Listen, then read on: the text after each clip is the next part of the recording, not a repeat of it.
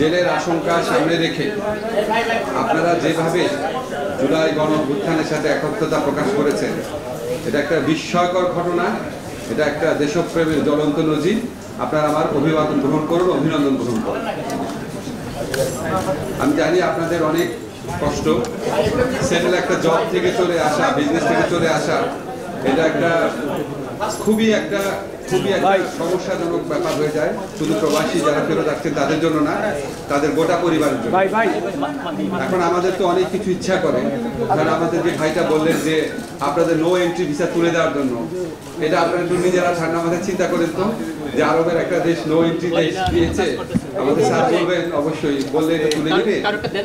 যাই হোক, আমরা যে চেষ্টা থাকবে, স্যারকে যে বলাবো আমরা বলার চেষ্টা করবো।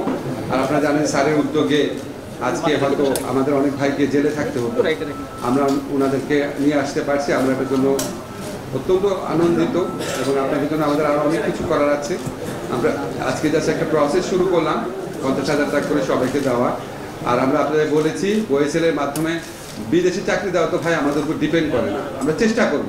আপনাদের ডাটাবেস হচ্ছে বিদেশে যেই জায়গায় ওয়েসেলের মাধ্যমে আমরা যেটা পাঠাই, যেটা সরকারিভাবে পাঠাই, সেখানে আপনাদেরকে আমরা সর্বাধিক অগ্রাধিকার দিব। বেসরকারি যারা পাঠায় ওটা তো ভাই আমাদের কিছু করার নাই, আমরা ওদের সাথে মিটিং করে রিকোয়েস্ট করব, এর বাইরে আমাদের কিছু করার নাই। আর প্রবাসী ব্যাংক থেকে ঋণ দেওয়ার যে ব্যবস্থা আছে সেটা অলরেডি 60 জন যোগাযোগ করেছেন। এটা আমরা আরও সহজ শর্ত করা যায় নাকি কথা বলে দেখবো ওনাদের সাথে।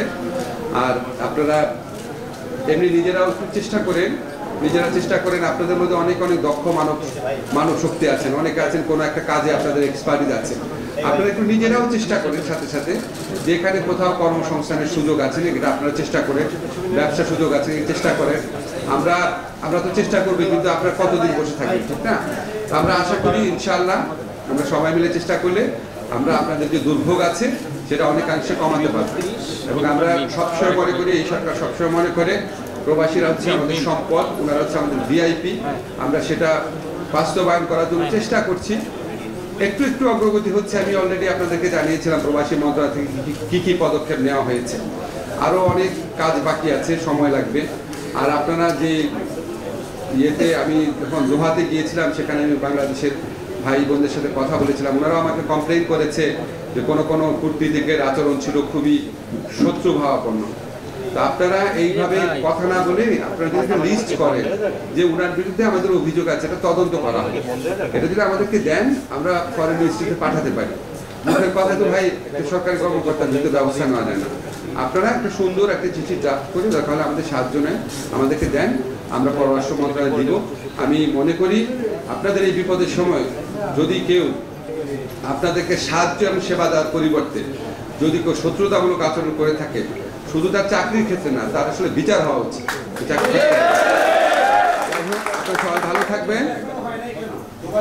থাকবেন, আপনি চিঠি দিচ্ছেন না? আপনি যাকে বললেন যে বিচার হয়নি, কেন আপনার একটা কংক্রিট কারো কাছে অভিযোগ করছেন?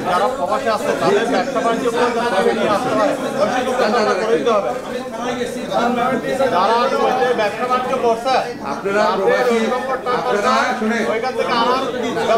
যে কূটনীতিকের বিরুদ্ধে একটা জিনিস শোনেন, আপনারা আমার মন্ত্রণালয়ের সাথে কথা বলছেন, আপনারা যেই কূটনীতিকের বিরুদ্ধে বা যেই সমস্ত কূটনীতিকের বিরুদ্ধে আপনাদের অভিযোগ আছে, এই মর্মে কি প্রবাসী কল্যাণ মন্ত্রণালয় কোনো চিঠি দিয়েছেন? প্রবাসী কল্যাণ মন্ত্রণালয় আমার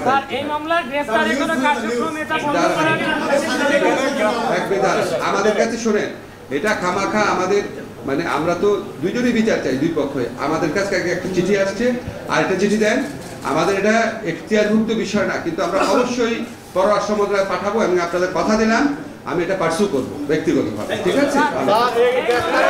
আমাদেরকে কথা বলার সুযোগ দিতে হবে, এখানে আমাদের অনেক দাবি দেওয়া আছে, সরকার এগুলো নিয়ে যার দ্রুত ব্যবস্থা নেয়।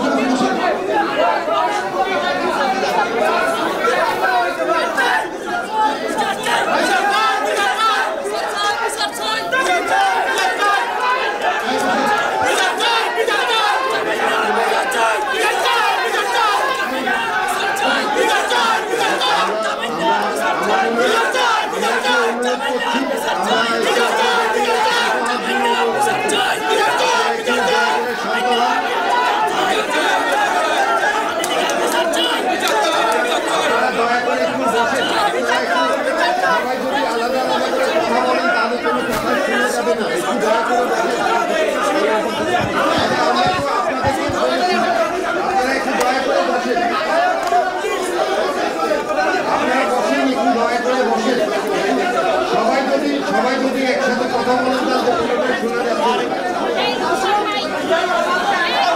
একটু দয়া করে বসেন।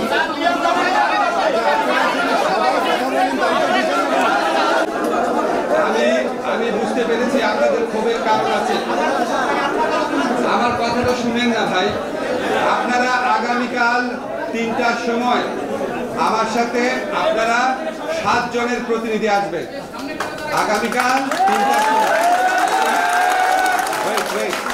আগামীকাল 3টার সময় মন্ত্রণালয় মিটিং হবে, 7 জন আসবেন। ঠিক করে নেন কার কার বিরুদ্ধে কি অভিযোগ আছে, আমি নিজে আপনাদের কথা শুনবো, ঠিক আছে?